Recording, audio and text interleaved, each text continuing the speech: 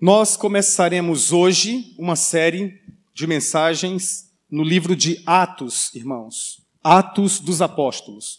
O ano passado, nós concluímos a série de Lucas, o Evangelho de Jesus, segundo o relato de Lucas. E nós estudamos o Evangelho de Jesus, segundo o relato de Lucas, durante 3 anos e meio. Capítulo a capítulo, porção a porção. Um estudo expositivo no Evangelho de Jesus, segundo o relato de Lucas. O próximo é Atos dos Apóstolos, só que nós faremos num tempo menor, num período menor. Nós planejamos esta série para 1 ano e meio. Melhor dizendo, 1 ano e 1 mês. 1 ano e 1 mês. Pretendemos terminar essa série em agosto de 2019. Você pode aprender mais e ser muito beneficiado através dessa série se você, durante a semana, ler o livro de Atos. Leia com atenção, leia com um caderno, leia com uma caneta, faça perguntas para o texto bíblico. Venha para o domingo previamente alimentado, para que a palavra de Deus encontre um território pavimentado já, uma estrada pavimentada. Apenas para que aqui, durante a exposição da Bíblia, você receba os retoques da palavra de Deus, os retoques finais. Eu lembro-me de uma época em que a igreja, de um modo geral, as igrejas, de um modo geral, os batistas gostavam muito disso, por exemplo, eles realizavam os concursos bíblicos, nós chamávamos de gincanas. Quantos lembram aqui das gincanas? Isso já faz muito tempo, tá bom? Bastante tempo, né? As gincanas bíblicas, os concursos bíblicos. Quantos aqui participaram dessas gincanas? Eu participei. Quantos mais? Maravilha, que legal. Era um tempo muito precioso. E numa igreja específica, realizou uma gincana sobre os evangelhos e mais o livro de Atos. A organização daquela gincana deu à igreja 3 meses para estudar os evangelhos, Mateus, Marcos, Lucas, João e também o livro de Atos. 5 documentos iniciais do Novo Testamento. Durante 3 meses, estudar esses documentos, e aí durante o concurso, as perguntas seriam feitas de uma forma geral nesses documentos bíblicos, nos evangelhos e também em Atos. E os grupos, divididos em 3, a congregação dividida em 3 grupos, começaram a responder todas as perguntas. Começaram a dizer os versículos memorizados que tinham. Até que chegou numa sequência de datas e também de autoria desses documentos bíblicos. O pastor responsável pela gincana ou pelo concurso bíblico perguntou: quem escreveu o Evangelho segundo Mateus? Alguém levantou e disse: Mateus, o evangelista. É o mesmo Levi, Mateus. Muito bem. Passou-se mais algumas outras perguntas, veio a segunda nessa mesma direção. Quem escreveu o Evangelho de Jesus segundo o relato de Marcos? Uma outra pessoa se ergue e diz: Marcos, o Marcos que escreveu, João Marcos, foi ele quem escreveu. Passou-se mais algumas outras questões, veio a terceira pergunta: quem escreveu o Evangelho de Jesus segundo Lucas? E alguém disse: Lucas, está certo. E segundo João, alguém também asseverou: João.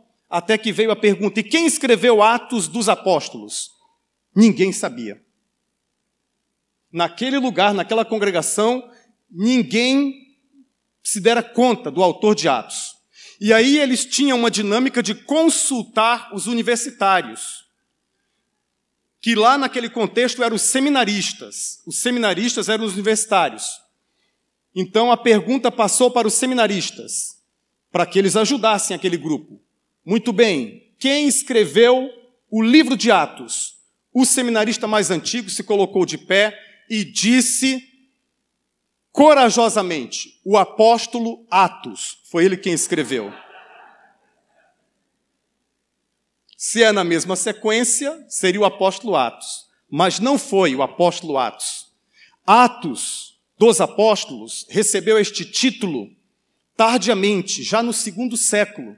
Mas há documentos do finalzinho do 1º século chamando este documento de Atos dos Atos de todos os apóstolos. Mas quando nós lemos, nós encontramos Paulo, nós encontramos Pedro, nós encontramos uma pequena participação de Barnabé, que é um apóstolo de segunda geração. Nós não encontramos todos os apóstolos, mas há um documento antigo dizendo Atos de todos os apóstolos.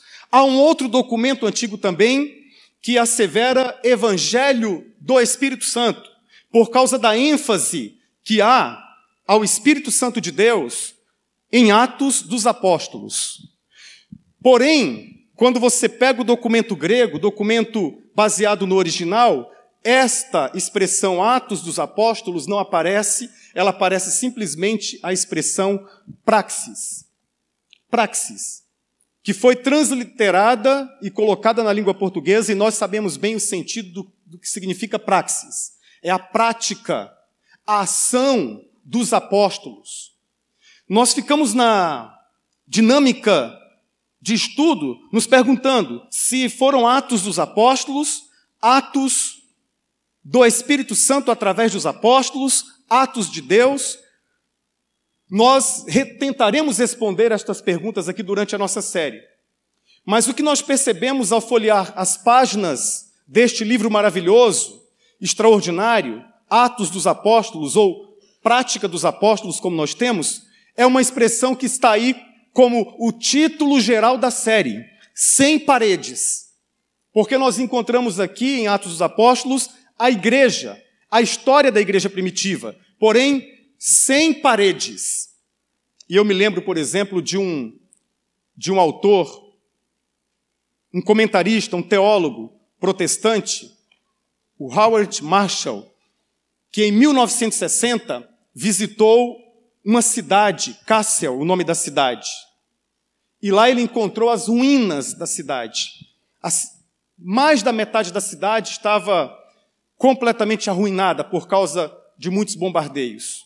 E ele foi andando por entre aquelas ruínas, aqueles escombros, e viu alguns pilares e uma pequena parede, apenas uma pequena parede, em pé de uma igreja cristã. Naquela parede tinha um pináculo, uma torre, fora a única que permanecera em pé, e ela era pontiaguda e apontava para o céu. E embaixo tinha um escrito, numa pedra, e o que estava escrito na pedra era exatamente o seguinte: a palavra de Deus, porém, permanece para sempre. A palavra de Deus, porém, permanece para sempre. Aí está uma igreja sem paredes, sem prédios, sem templos, mas com um testemunho. Ainda que escrito numa pedra, mas com um testemunho. O testemunho de que a palavra de Deus permanece para sempre. E este teólogo disse algo, e eu concordo com o que ele disse, que se Lucas estivesse vivo neste período em que ele visitou esta cidade, Lucas concordaria com aquela inscrição. Concordaria porque foi exatamente isso que Lucas quis comunicar, que os homens poderiam aprisionar os apóstolos. A palavra de Deus continuava livre, permanecia para sempre. Os poderosos desta terra enfrentariam ou empreenderiam perseguição terrível contra a igreja, mas a palavra de Deus não ficaria aprisionada, ela permaneceria para sempre. Todo tipo de mal e toda espécie de mal poderiam ser ensejadas contra a igreja, mas a palavra de Deus permanece para sempre. Em todos os contextos, em todas as situações da história, os homens perversos poderiam lutar veementemente contra a pregação do Evangelho. Atos capítulo 4, por exemplo, as autoridades mandam Pedro calar a boca, e o que Pedro diz? Julguem vocês, se importa antes obedecer a Deus ou aos homens. Nós não podemos deixar de falar do que temos visto e ouvido. A palavra de Deus permanece para sempre. Louvado seja o nome do Senhor. Esse é um testemunho extraordinário de Atos. E esta expressão, e a palavra de Deus crescia e se multiplicava, ela é uma constante no livro de Atos que estamos estudando. Por exemplo, ela aparece em Atos capítulo 6, Atos capítulo 9, Atos capítulo 12 e Atos capítulo 16. E quando nós concluirmos o livro de Atos, lá no finalzinho, nós descobrimos que dá uma sensação dentro da alma do leitor que parece que não tem ponto final. Parece que o livro não tem um ponto final. Você fica com a sensação de que talvez tenha se perdido uma parte do material, mas não. É porque o livro de Atos, ele tinha também o propósito de causar em você e em mim um impacto de que a obra do Senhor, de espalhar, de propagar a palavra de Deus, deveria continuar através das nossas vidas imperfeitas. Então, é como se não houvesse um ponto final. E o livro inteiro ele é permeado de muitas realidades bonitas para nós. Por exemplo, a primeira delas, de que há uma preocupação pastoral em todo o material. Quem escreveu Atos dos Apóstolos foi Lucas, o mesmo que registrou o Evangelho. E ele esboça essa preocupação pastoral com as igrejas. Ele conta a história da igreja, mas ele não vai nas minúcias, ele não vai nos problemas internos. Vez ou outra, como em Atos capítulo 6, ele toca na organização da igreja, mas ele toca muito mais no organismo. Ele quer muito mais alcançar o coração. Ele quer muito mais dizer para você e para mim que nós temos um aliado, o nome dele é o Espírito Santo de Deus. Ele quer muito mais dizer para você e para mim que nós podemos receber dons do Espírito para a edificação da igreja. Ele quer muito mais dizer para você e para mim que Deus está de olho em sua igreja e que nós fazemos parte da mesma. Ele está cuidando da sua igreja. Louvado seja o nome do Senhor. Há uma preocupação pastoral. Há também uma tarefa, e ele julga que essa tarefa essencial da igreja é a sua missão. Em todos os momentos, em todos os capítulos, quando ele vai falar da igreja, ele fala de uma igreja missional, de uma igreja que não se perde em minúcias, de uma igreja que não está trancafiada, de uma igreja que outrora se reunia nas sinagogas, no templo, mas que quando for expulsa do templo e da sinagoga, continua nas escolas, nas universidades, nas praças. É uma igreja missional e nós precisamos ser tocados por isso. É uma igreja missional. Ele também nos ensina, em todo o contexto de Atos, que não pode haver discriminação racial dentro da igreja. Uma frase que depois nós a conhecemos através de Tiago, mas que aparece também no seu contexto, em Atos capítulo 10, Deus não faz acepção de pessoas. Você pode repetir isso? Deus não faz acepção de pessoas. Mais forte. Olha que coisa maravilhosa, um cristão no século 21, numa crise migratória que o mundo enfrenta, ler Atos dos Apóstolos e perceber o cuidado de Deus com o estrangeiro, perceber o cuidado de Deus com aquele que deixa a sua terra por diversas razões e por diversos motivos. Os cristãos foram dispersos por diversos lugares em função da perseguição, os judeus também, e o livro de Atos comunica para você e para mim que a igreja, em especial, ela não pode levantar muros, paredes. Não pode existir discriminação racial dentro da igreja. Atos 10 vai ser uma mensagem especificamente sobre isso, quando Deus mostra para Pedro, que era o mais cabeça dura naquele contexto, quando Deus mostra para Pedro que o evangelho ia alcançar os gentios, ia alcançar todas as pessoas, e alcançou você e a mim também. Que maravilha! O papel do Espírito Santo em capacitar e guiar a igreja para a missão é também presente o tempo todo. É realçado. Nós vamos nos apaixonar novamente pelo Espírito Santo, estudando Atos dos Apóstolos. Nós vamos enxergar mais uma vez o cuidado do Espírito Santo para com a igreja do Senhor. E isso perpassa todo o material de Atos dos Apóstolos. E uma outra preocupação de toda a coletânea é que a igreja foi levantada e dirigida, e é dirigida por Deus. Os homens, eles criam dificuldades, eles criam problemas, os homens ensejam perseguições, há problemas do lado de dentro, há problemas externos, há pressões externas, há circunstâncias difíceis do lado de dentro, mas a igreja é a igreja de Deus. Atos dos Apóstolos nos conta essa história. São os atos de Deus na história, que antes foram realizados através do povo de Israel e agora é realizado também através da igreja, povo de Deus, povo escolhido pelo Senhor. E isso é algo maravilhoso, isso é algo extraordinário, meus irmãos, algo muito especial, realmente. Outra coisa que eu quero destacar aqui para nós é o propósito. Esse autor, Brodus Hale, disse o seguinte: o propósito é demonstrar o poder do Evangelho em reconciliar pessoas com Deus e umas com as outras. Eu vibrei com isso, porque, na verdade, a visão e missão da Primeira Igreja Batista de Cuiabá tem a ver com isso. Você pode ler comigo? Dá para você ler juntos? Vamos ler juntos? Demonstrar o poder do Evangelho em reconciliar pessoas com Deus e umas com as outras. Será que há no seu coração um peso, um fardo em relação a uma outra pessoa, a uma outra família? Deus vai usar esta série para sensibilizar o seu coração, chamar a atenção do seu coração, que o ministério da igreja, e Atos vai revelar isso de maneira muito forte, é também o papel de reconciliação. Eu antecipo espiritualmente um período de perdão, de comunhão, de restauração, um período de vida em que barreiras vão ser dirimidas e derrubadas entre nós também. Porque o livro de Atos comunica isso. Esse é o propósito e é a missão da igreja. Esse propósito é comunicado também pelo Howard Marshall, outro teólogo que já citei aqui, com outras palavras, e eu quero que você leia comigo também. Vamos ler juntos? A história registrada em Atos é considerada uma continuação dos atos poderosos de Deus registrados no Antigo Testamento e do ministério de Jesus. É a história da salvação. E Lucas faz isso sem improvisar. Olha para o texto aí, Atos capítulo 1. Vamos ler agora.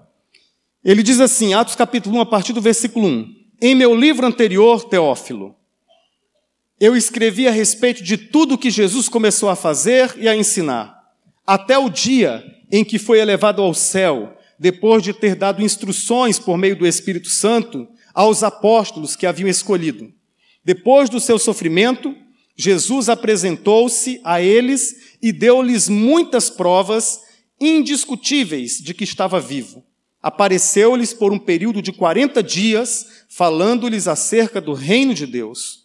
Certa ocasião, enquanto comia com eles, deu-lhes esta ordem: não saiam de Jerusalém, mas esperem pela promessa do meu Pai, da qual lhes falei, pois João batizou com água, mas dentro de poucos dias vocês serão batizados com o Espírito Santo. Então os que estavam reunidos lhes perguntaram: Senhor, é neste tempo que vais restaurar o reino a Israel? Ele lhes respondeu: não lhes compete saber o tempo ou as datas que o Pai estabeleceu pela sua própria autoridade, mas receberão poder quando o Espírito Santo descer sobre vocês, e serão minhas testemunhas em Jerusalém, em toda a Judeia e Samaria e até os confins da terra. Tendo dito isto, foi elevado às alturas, enquanto eles olhavam, e uma nuvem o encobriu da vista deles. E eles ficaram com os olhos fixos no céu, enquanto ele subia. De repente, surgiram diante deles 2 homens vestidos de branco, que lhes disseram: Galileus, por que vocês estão olhando para o céu? Este mesmo Jesus, que dentre vocês foi elevado ao céu, voltará da mesma forma como viram subir. Sem improvisar, ele escreveu Lucas, planejou detalhadamente, escreveu também Atos dos Apóstolos, e ele demonstrou para nós que o conteúdo foi, versículo 1, o conteúdo do livro anterior, que ele diz, que é Lucas, o Evangelho. Ele escreveu a respeito de tudo o que Jesus começou a fazer e a ensinar.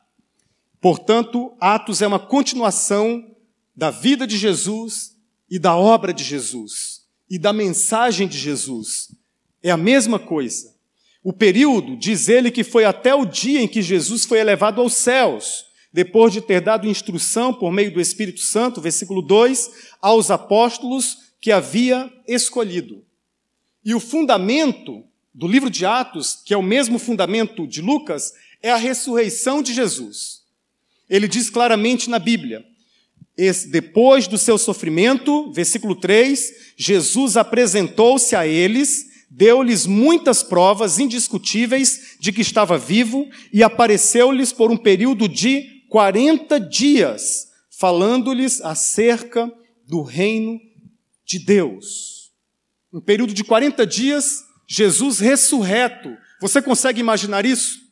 O fundamento do livro de Atos é Jesus vivo, ressurreto. Você vai perceber, quando a gente começar a estudar os demais capítulos, que eles pregam sobre a vida eterna, eles falam sobre a igreja, eles falam sobre as boas novas do Evangelho, e eles não encontram nenhuma dificuldade, até o momento em que eles começam a falar que este Jesus, que foi morto, que foi sepultado, ressuscitou ao terceiro dia. A partir desta mensagem de que Jesus ressuscitou ao terceiro dia, eles começam a enfrentar problemas. Eles começam a enfrentar dificuldades. Porque significava para aquele contexto romano uma revolução. Significava para os judeus também uma mudança total de paradigma. Porque eles esperavam um Messias guerreiro, vitorioso, triunfalista e que jamais fosse, de alguma forma, ser derrotado, e muito menos pela morte. Mas eles asseveram que Jesus morreu mesmo. Ele não desmaiou naquela cruz. Ele realmente padeceu, sofreu até a morte, e morte de cruz. Porém, não ficou na cruz do Calvário. A morte não conseguiu deter, segurá-lo, agarrá-lo. Ele ressuscitou ao terceiro dia. E quando eles começam a falar e ministrar sobre isso, eles começam a enfrentar os problemas e as dificuldades. Começa a perseguição. Isso é tão importante para a igreja. Eu não sei como está o seu coração em relação a essa doutrina cristã essencial. Ela é essencial porque o apóstolo Paulo nos diz em 1 Coríntios capítulo 15 que se Cristo não ressuscitou, a nossa fé é inútil, é vã. Se Cristo não ressuscitou, diz o apóstolo Paulo, nós ficamos ensimesmados e ficamos numa esfera de vida completamente aprisionada, limitada. Se Cristo não ressuscitou, a nossa esperança, ela se concentra apenas nesta vida, em ganhar, em conquistar, em ganhar mais dinheiro e gastar mais dinheiro, nesta vida material. Diz Paulo que se Cristo não ressuscitou e nós colocamos a esperança em Cristo somente para esta vida, nós nos tornamos de todos os homens o mais digno de compaixão e de pena. E também porque o apóstolo Paulo nos diz em Romanos capítulo 10, versículos 9 e 10, o seguinte: se com a tua boca confessares que Jesus é o Senhor e em teu coração creres que Deus o ressuscitou dentre os mortos, serás salvo. A nossa salvação, ela é invisível, ela é real, mas ela é invisível. E ela só se concretiza, ela só se consolida se nós tivermos essas duas realidades. Uma delas é uma confissão pública, com a boca. Você precisa falar para os seus amigos, precisa falar para os seus familiares, você precisa falar pelos 4 cantos dessa cidade, que agora o seu coração tem dono, o dono do seu coração é Jesus. Isso não pode ficar em segredo. Romanos capítulo 10, versículos 9 e 10 afirmam isso: se com a tua boca confessares, a palavra confessar no grego é homologar, é uma palavra do direito. Homologar significa confirmar, literalmente significa falar uma coisa só, logos, falar uma coisa só. Se com a tua boca você confessar que Jesus é o Senhor, isso significa que o Espírito Santo, ele começa a trabalhar na sua vida, através de outras pessoas. Ele começa a trabalhar nas circunstâncias. E você começa a formar dentro de si, nós não sabemos explicar muito bem como isso acontece, mas dentro do seu coração você começa a formar um conceito de Deus, um conceito da palavra, e começa a se sentir atraído. De repente, é uma ação do Espírito Santo convencendo o seu interior, convencendo o seu coração de que Jesus é o Senhor, de que você quer uma autonomia para viver, mas essa autonomia, ela só conduziu a sua vida à ruína, à derrota. E o Espírito Santo começa a mostrar a fé, e a fé começa a fazer sentido, e o Evangelho começa a se desenhar saudável diante de você. E há um momento em que as a ficha cai em que as realidades são conectadas, elas são ligadas ao momento em que o seu espírito testifica de que está desesperadamente perdido e que precisa de um Salvador. E neste momento em que o seu espírito se abre, você confessa com a boca que Jesus é o Senhor, que Jesus é o dono da sua vida, Ele é o dono do seu coração, Ele é o dono do seu destino. Mas isso, de acordo com a Bíblia, é insuficiente, porque você precisa crer no coração, nos diz Romanos capítulo 10, versos 9 e 10. Confessar com a boca é uma parte, a outra parte é crer no coração que Jesus Cristo foi ressuscitado por Deus dentre os mortos. Ele está vivo. Você pode viver uma vida inteira, 10, 15, 20, 30 anos na igreja, apenas com uma parte dessa realidade que é a confissão pública.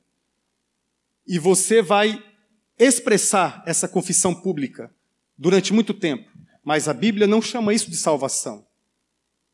Porque Jesus testemunhou a respeito dos seus patrícios na época em que pisara aqui entre nós. Ele disse: este povo me honra com os lábios. Em outras palavras, este povo me confessa com os lábios, mas o coração está longe de mim. O Senhor permitiu que Lucas registrasse Atos porque Ele também quer aproximar muitos corações durante este tempo do Senhor. Deus quer aproximar o seu coração do Espírito Santo. Deus quer aproximar o seu coração de Deus. Deus quer aproximar o seu coração de uma salvação genuína e real, concreta. O fundamento é a ressurreição de Jesus. E a promessa do poder está contida desde muito tempo, desde Abraão, que eles esperavam em que Deus iria realizar os seus prodígios através do Messias. Esta realidade, ela se cumpre no livro de Atos. Versos 4 e 5, certa ocasião, enquanto comia com eles, deu-lhes esta ordem de Jesus, naqueles 40 dias de uma vida ressurreta. Não saiam de Jerusalém, mas esperem pela promessa do meu Pai, da qual lhes falei, pois João batizou com água, mas dentro de poucos dias vocês serão batizados com o Espírito Santo. Essa igreja sem paredes, em Atos, ela também não incentiva a especulação. Ela é sem especulação. Aqui dos versos 5 até o versículo 10, é aquela famosa pergunta dos discípulos. Quando é, Senhor, que tu irás restaurar o reino a Israel? Em outras palavras, Jesus, o Senhor vai tirar os romanos do poder e vai colocar os judeus no poder. Agora será a vez dos judeus? Esta era a pergunta. Porque na mente dos judeus daquela época, eles conseguiam enxergar apenas o reinado político.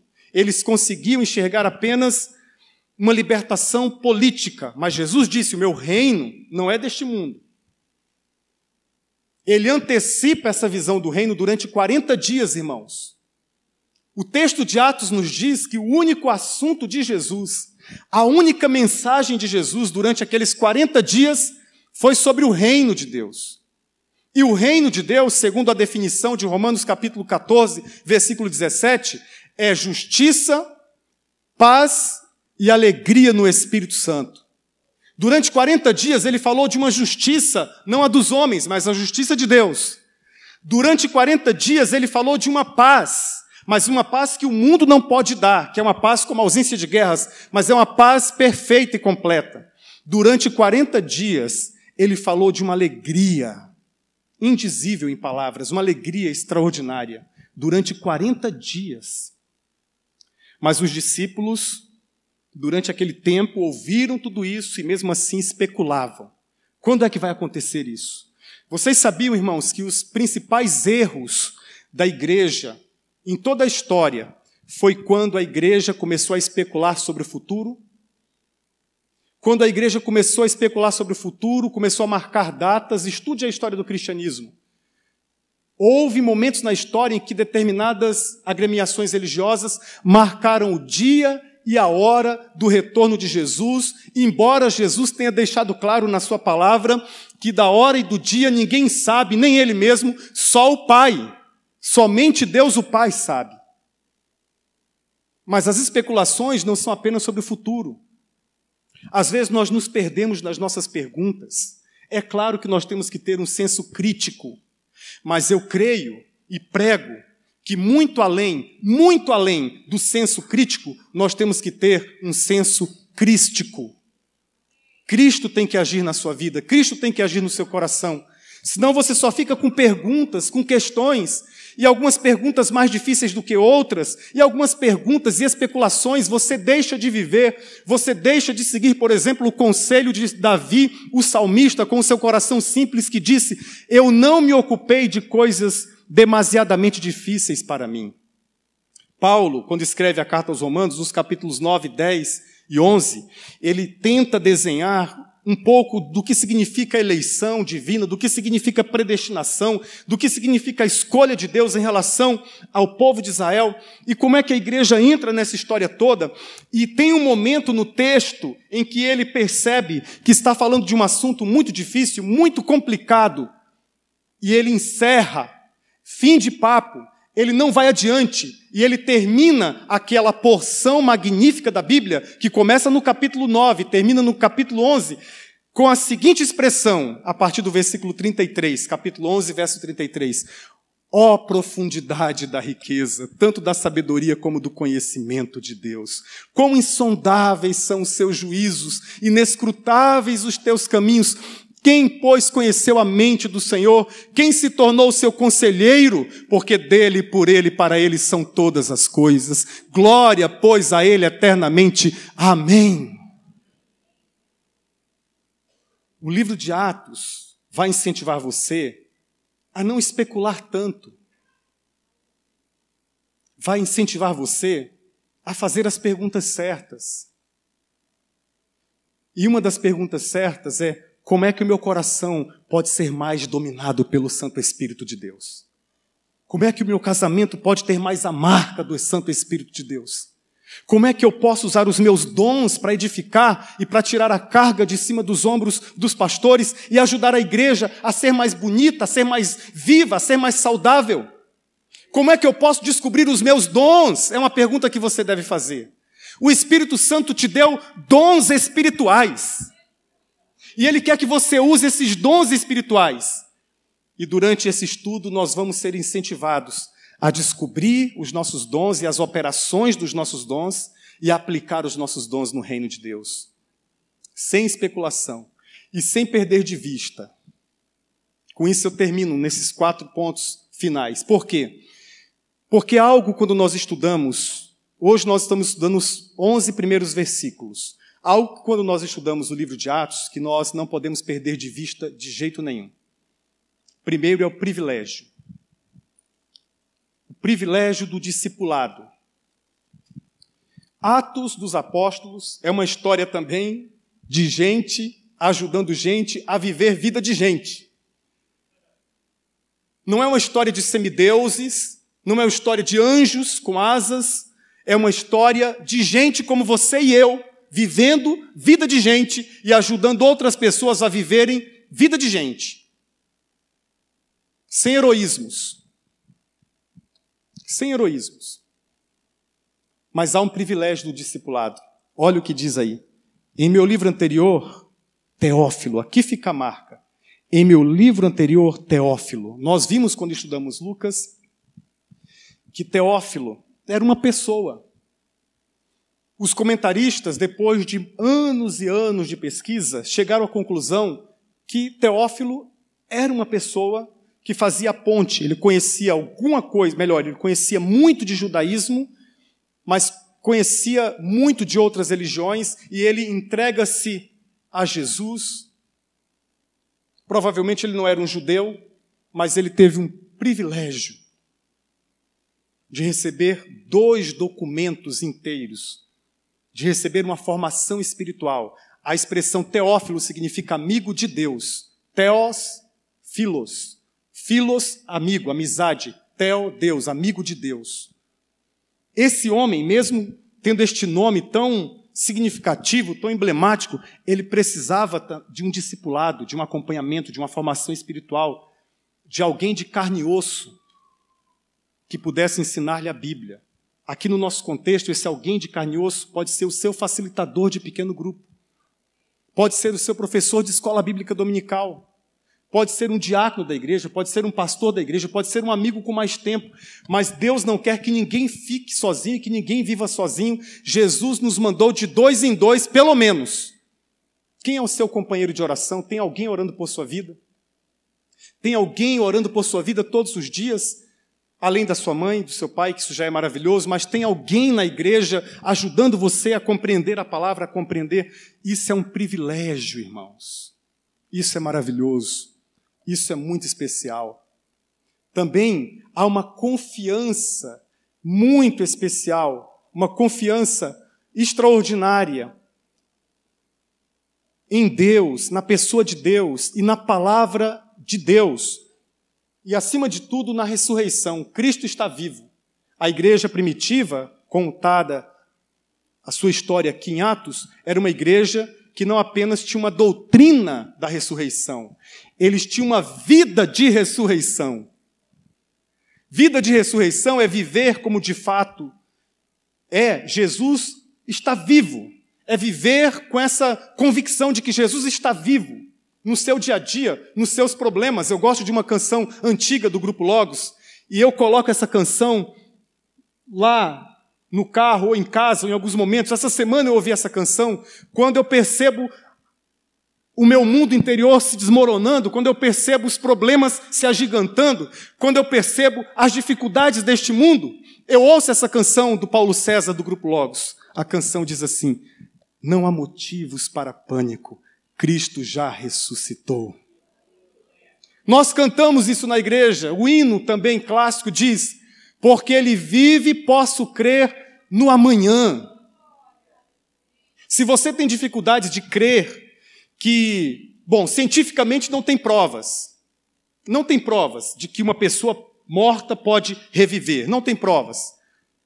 Mas por revelação espiritual, se você tem dificuldade de acreditar que o nosso Messias está vivo, passeando no nosso meio, como Ele prometeu, se você tem dificuldade de acreditar que há 2000 anos, um pouco mais, Jesus Cristo morreu naquela cruz, Ele foi sepultado segundo as Escrituras, mas ressuscitou ao 3º dia e voltará, peça ao Espírito Santo para iluminar a sua mente e o seu coração. O Espírito Santo vai tirar todas as paredes que aprisionam a sua fé. A sua fé também será uma fé sem paredes, porém com o poder do Espírito Santo. Jesus está vivo. O Jó, carcomido por suas enfermidades, por suas chagas, por suas feridas, sua esposa já perdendo a paciência, disse para ele: homem, amaldiçoa o teu Deus e morre. Amaldiçoa o teu Deus e morre. Jó disse: mulher, tu falas como uma louca. E mais à frente ele diz: eu sei que o meu Redentor vive e eu ainda o verei. Essa vida é passageira. Nós somos peregrinos, mas Jesus está vivo.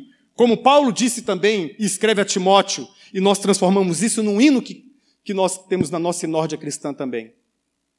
Eu sei em quem tenho crido, estou bem certo que é poderoso para guardar o meu tesouro até o dia de Cristo. Ou como diz um outro hino, que não é do cantor cristão, mas da harpa cristã, um dos hinos mais lindos e um dos meus preferidos: se tu me almas, a Deus suplica, e não recebes, confiando fica em tuas promessas que são muito ricas e infalíveis para te valer. Por que te abates, ó minha alma, e te comoves, perdendo a calma? Não tenhas medo, em Deus espera, porque bem cedo Jesus virá. Estudar Atos dos Apóstolos é fazer o coração ferver novamente, com isso que não é uma doutrina simplesmente, é vida. Vida para a igreja, vida para você.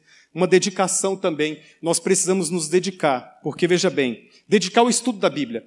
Irmãos, durante 40 dias que Jesus permaneceu ressurreto fisicamente entre os discípulos, ele falou de um assunto apenas.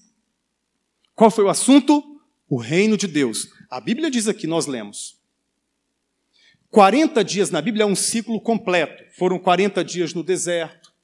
Jonas, 40 dias até que a cidade de Nínive fosse alcançada. Moisés, 40 dias. Hoje de manhã nós lemos Elias, uma viagem de 40 dias. 40 dias na Bíblia é um ciclo completo.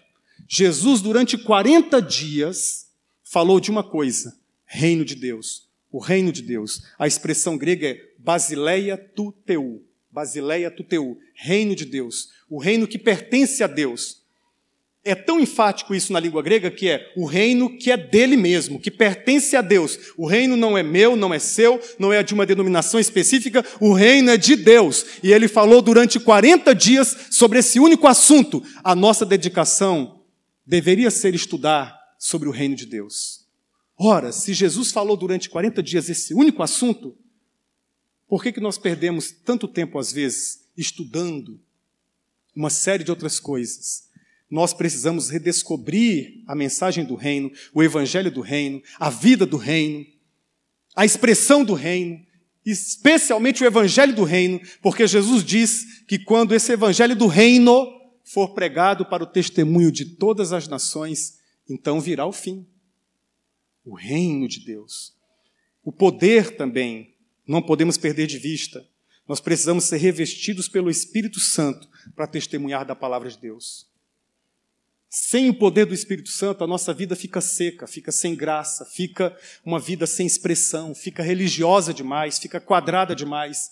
Com o poder do Espírito Santo, você não significa que vai ter um estereótipo. Não. Mas significa que o seu coração vai arder, vai ferver. Significa que você vai olhar para a obra de Deus e para a igreja de Deus de uma forma diferente. Você vai entender que isso aqui não é um clube, isso é a igreja de Jesus. E Jesus está atuando na sua igreja. Nós precisamos do poder de Deus para vencer esse século de tantas dificuldades, esse século de angústias, esse século triste. As pessoas andam tristes. As pessoas andam tristes. Mas há o poder de Deus que pode dar sentido à vida, que pode dar novo significado à sua missão de vida, ao para quê da sua existência. E, finalmente, esperança. O livro de Atos faz com que não percamos de vista a esperança. Nós precisamos reavivar em nosso coração a esperança da volta de Jesus. Olhar para cima, não apenas para baixo, e não apenas para o nosso umbigo. Eu gosto da imagem, com essa imagem eu termino. Dos apóstolos ali, olhando para o alto, e aí chega um ente espiritual, um anjo enviado de Deus, e diz: varões galileus. Em outras palavras, gente simples. A Galileia era o lugar de gente simples. Varões galileus. Esse Jesus que vocês estão vendo subir, da mesma forma como ele está subindo, visivelmente, ele também voltará. Essa esperança que mudou completamente os rumos da história da igreja. Essa esperança, que toda vez que essa esperança está muito firme e muito presente no coração da igreja, há um avivamento. Quando Paulo escreve a Tito, ele diz assim: eu saúdo a todos que amam a vinda do nosso Senhor. Não apenas a todos que estudam sobre a vinda do nosso Senhor, não apenas a todos que se debruçam nos compêndios teológicos sobre a vinda do nosso Senhor, não apenas aqueles que se definem como amilenistas, pré-milenistas, pós-milenistas, não apenas como aqueles que se definem na nomenclatura teológica, mas como aqueles que aqui no peito, aqui no coração, amam a vinda de Jesus. A expressão que Jesus nos deu lá no finalzinho da Bíblia é uma expressão riquíssima, muito especial, muito poderosa. Ele diz, capítulo 22, versículo 17, o Espírito e a noiva dizem, vem. O Espírito e a noiva. O Espírito está dizendo todos os dias, vem Jesus, vem Senhor Jesus, vem Yeshua, vem Senhor Jesus, vem Senhor Jesus.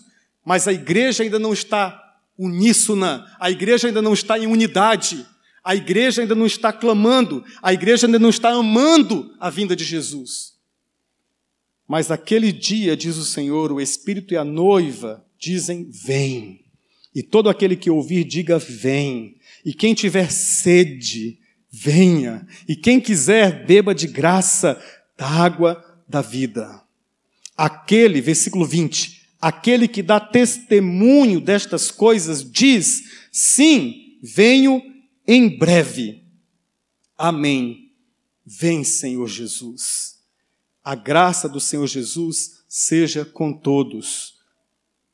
Vem, Senhor Jesus. Amém. Vem, Senhor Jesus. Sim, venho em breve. A expressão aqui, tax. Tax. Essa expressão tax. Tax significa rápido, vir em breve. E a expressão maranata é outra expressão linda.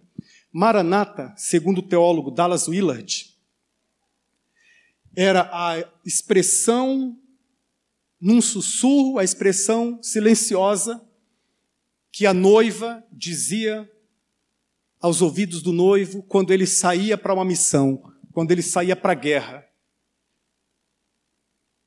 Ela não sabia se ele ia voltar ou não, mas a noiva, sussurrava aos ouvidos do noivo: Maranata, volta logo. Nós somos a noiva e nós dizemos aos ouvidos do noivo, nosso noivo que é Jesus: volta logo, volta logo, volta logo. O rei está voltando, mas você precisa alinhar-se com a voz do Espírito e desejar a vinda de Jesus. E desejar a vinda de Jesus. Vamos orar? Pai, obrigado pelo privilégio de estudar a Tua palavra com a Tua igreja, Atos dos Apóstolos. Eu quero ser um instrumento do Senhor, apenas um instrumento para comunicar as verdades esboçadas, apresentadas neste livro santo, neste livro sagrado, inspirado pelo Senhor, através do Teu Espírito Santo. Muda a nossa mente, muda o nosso coração, faça com que amemos a vinda de Jesus. Amemos positivamente, não amemos no desespero, se bem que o Senhor acolhe também o nosso desespero, quando olhamos para os rumos desta terra, os valores distorcidos, deturpados, quando alguns olham para os seus filhos e para os seus netos, ali dentro da alma o sussurro: Maranata, volta logo, noivo, volta logo, Senhor Jesus. Mas nós queremos dizer isso de coração, não apenas dizer isso para evitar o nosso sofrimento, a nossa dor, a dor de quem amamos. Nós queremos dizer isso pelo desejo do nosso espírito de ter comunhão com o Senhor. Nós queremos dizer isso porque a nossa alma anela por Ti, anseia por Ti. Como a corça tem sede, a nossa alma tem sede de Deus, do Deus vivo. Nós não queremos dizer isso apenas com medo do que isso aqui vai virar, com terror dentro da alma do que vai acontecer na terra. Nós não queremos dizer isso por assalto, nós queremos dizer isso por amor ao Senhor. Mas nós admitimos que por nós mesmos não conseguimos Te amar, não conseguimos pensar em coisas espirituais. Se nós formos entregues a nós mesmos, será o caos. Por isso nós suplicamos que o Teu Santo Espírito, que usou a vida de Lucas para registrar aqui palavras do Senhor, que esse mesmo Espírito atue aplicando a palavra no coração dos Teus filhos, para que Te amemos mais e mais, e para que desejemos a Tua vinda, apaixonadamente, como a noiva anseia pelo retorno do seu noivo. Gera isso, a igreja é espiritual, Senhor. A igreja não é um ajuntamento humano simplesmente, a igreja do Senhor. O Senhor guia através do Teu Espírito Santo, muda-nos, quebranta-nos, muda as realidades, desfaz as estruturas, quebra as paredes interiores e, se precisar, as exteriores também. Mas nos faça enxergar com os Teus olhos a ação, a obra, os desígnios e a pessoa do Teu Espírito Santo, agindo em nós e através de nós e apesar de nós.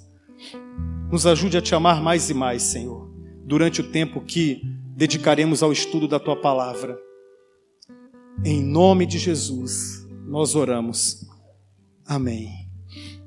Que o amor de Deus, Deus Pai, a graça bendita de Jesus, o Filho de Deus,